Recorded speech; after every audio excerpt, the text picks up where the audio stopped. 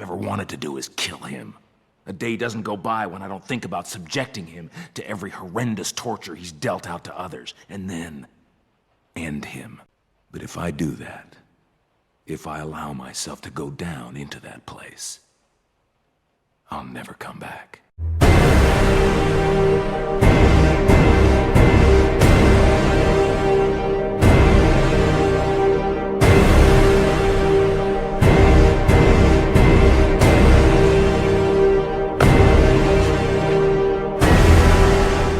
Batman does not kill. So a few weeks back I made this video, and in that video I said this: Batman not killing is what makes him so compelling. If he kills criminals, there is no moral conflict. He is no better than the Punisher, Wolverine, or any other dark, edgy hero. And then the comments hit like a plague.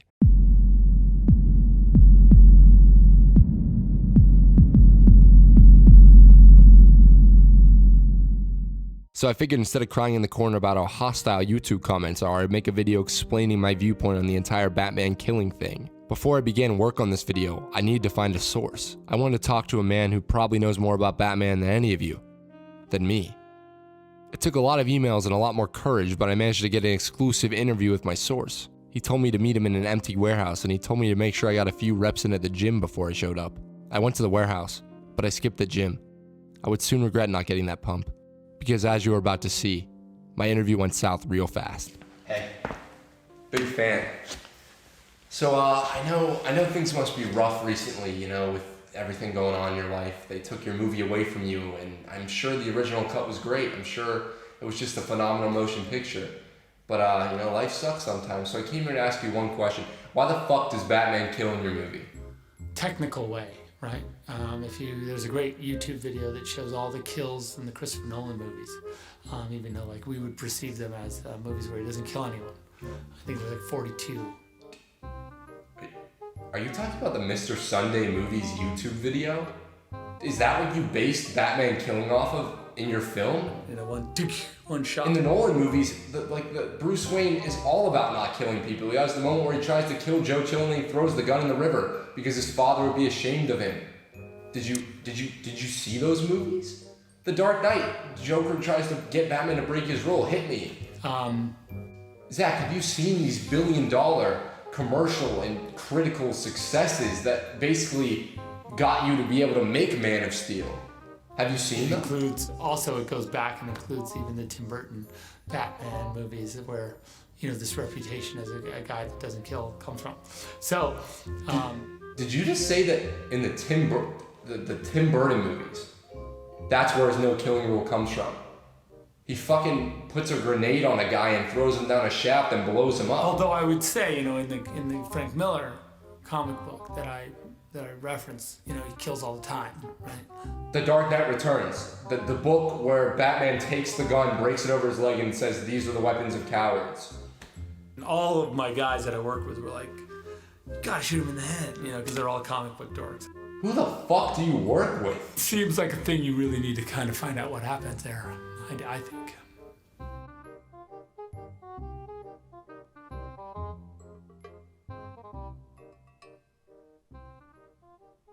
As you can see, my interview with Zach did not go over well, so I returned home and got to work writing this script. How could I convince the internet that Batman should never kill? In fact, I needed to convince the internet that it is fucking stupid if Batman kills criminals. So I had to do my research to try and accomplish this impossible task. I used the only resource I had: Google. The origin of Batman's no-killing rule. According to various blogs on the internet, in Batman number 4 published December 1940, Batman says to Robin, "We never kill with weapons of any kind." But why was this? Only about a year ago, Batman carried a gun and murked people left and right. The origin of the no-kill rule is actually pretty simple. Bob Kane, in his biography, Batman and Me, explained the origin of his rule. We had our first brush with censorship over Batman's use of a gun in Batman number 1. In one story in that issue, he had a machine gun mounted on his Batplane and used it. We didn't think anything was wrong with Batman carrying guns because the Shadow used guns. Bill Finger was called on the carpet by Whitney Ellsworth. He said, "Never let Batman carry a gun again." The editors thought that making Batman a murderer would taint his character and mothers would object. The new editorial policy was to get away from Batman's vigilantism and bring him over to the side of the law. The actual editorial policy states, "Heroes should never kill a villain, regardless of the depth of the villainy. The villain, if he is to die, should do so as a result of his own evil machinations." So technically every DC hero had a no killing rule. But when was it really explored in a Batman story? Has Batman ever explained his rule, or was it ever even really explored? The first story I remember's no killing rule being an actual plot point was A Death in the Family. Bruce contemplates whether or not he should kill the Joker after the Joker beats Jason Todd with a crowbar, then blows him up. Batman has full intention of finally killing the clown, but then the clown disappears in an explosion and things are left unresolved. Of course, you have stories like The Killing Joke where Batman says things like this: I don't want to hurt you. I don't want either of us to end up killing the other. But we're running out of alternatives. I could rehabilitate you. You don't need to be alone. We don't have to kill each other. Or The Dark Knight Returns where he says things like this: all the people I've murdered by letting you live. I never kept count. I did. Or maybe it's just the fact that the Batman most of us remember and worship never used a gun or killed anyone. Perhaps there is no real origin of his one rule in the story of Batman. Perhaps the rules set by publishers restricted writers from allowing Batman to kill, and that restriction gradually became a part of his character over time. So if the classic writers never really gave a reason for Batman not killing, maybe there is no real reason. Maybe it just makes sense that a boy, a highly trained, highly intelligent boy, who was so traumatized by his parents' death that he has spent his entire life torturing himself emotionally and physically so that no boy can ever witness what he witnessed, so that no boy can ever feel the pain he feels every moment of every day. Maybe it just makes sense that that boy man, that Batman, would never take a life. Criminals have children, the goons he murders on screen have children. What sense does it make for a victim of trauma to enact that same trauma onto others? The answer is pretty simple: it doesn't.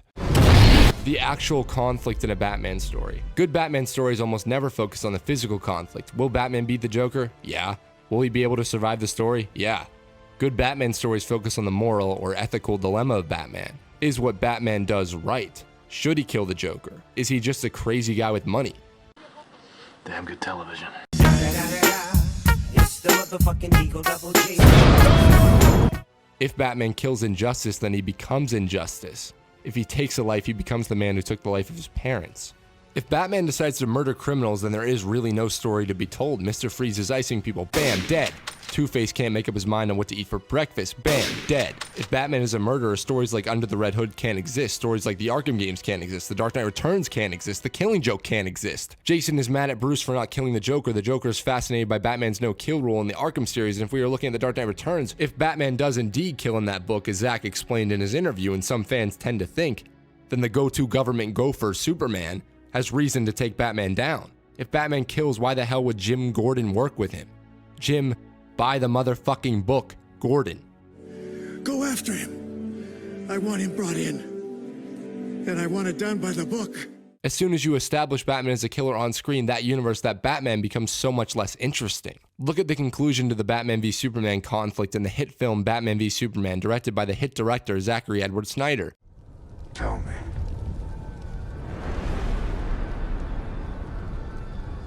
Do you bleed?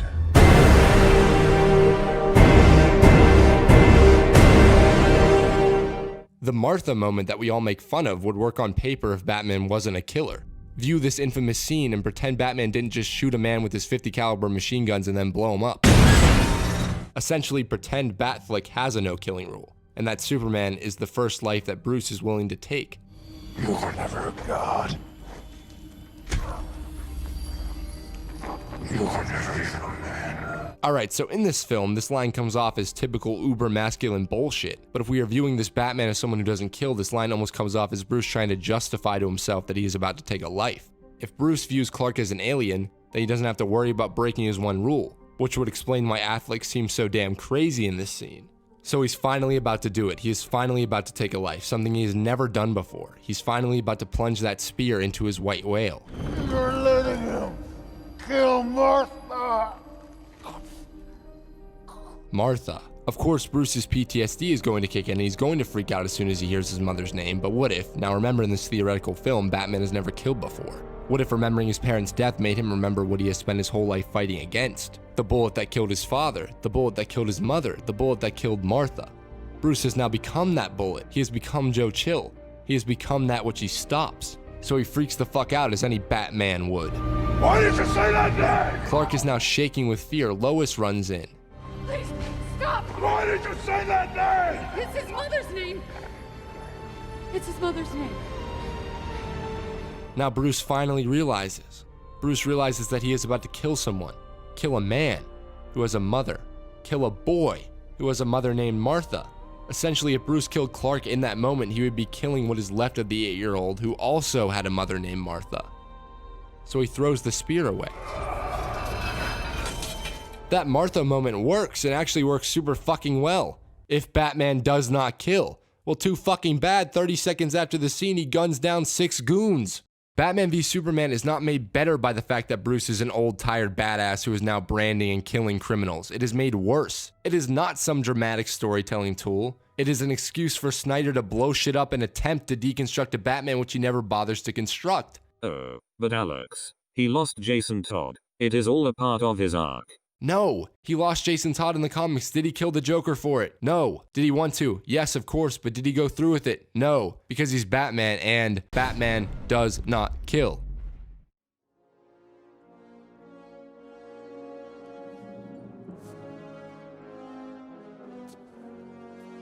Why this matters.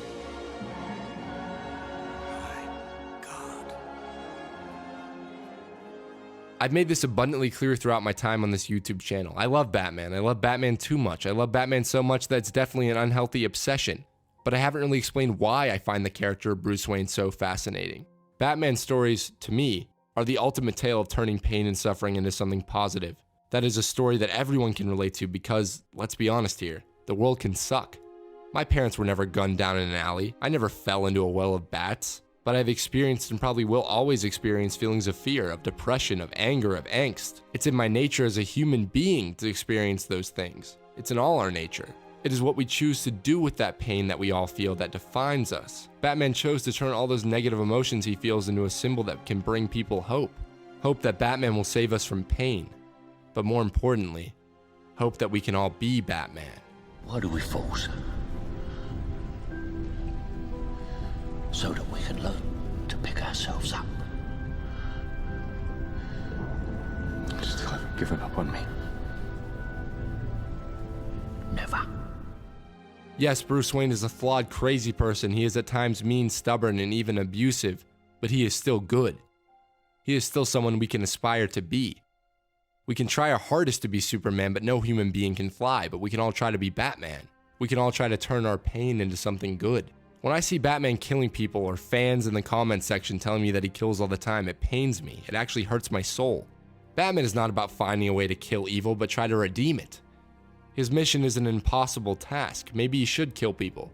In fact, he probably should kill madmen like the Joker. But what makes him fascinating, what makes him a hero, is the fact that he has that moral code and can stop himself from crossing that line.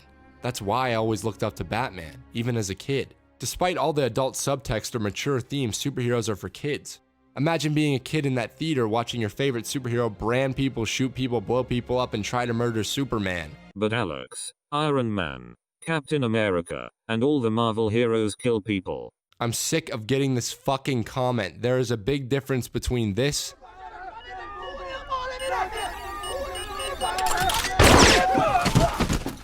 and this.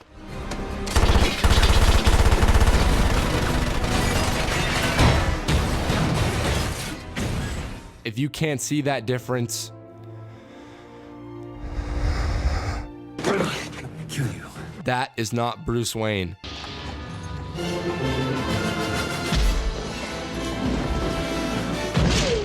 That is not Bruce Wayne.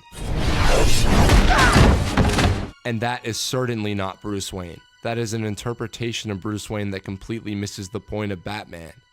It's easy to kill. Batman does not make the easy choice. Batman does not kill.